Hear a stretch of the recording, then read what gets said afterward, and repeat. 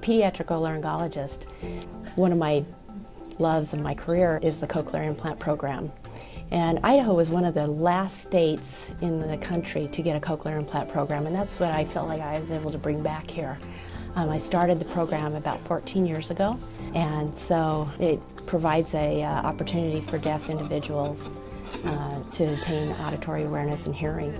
And so in the spirit of the WWAMI program, brought something back and has been able to contribute to the population here.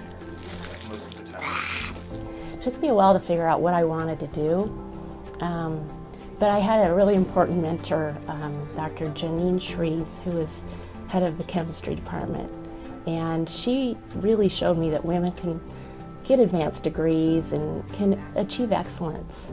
And I appreciate her encouragement and her candor, and also just the examples that she showed. I wanted to study the sciences, but wanted to work more with people. And so it seemed like a natural progression to be a doctor.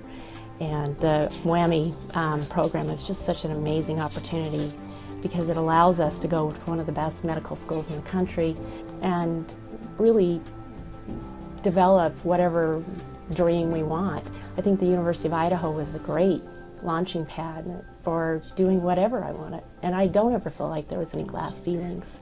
And I think that anyone would experience that at U of I.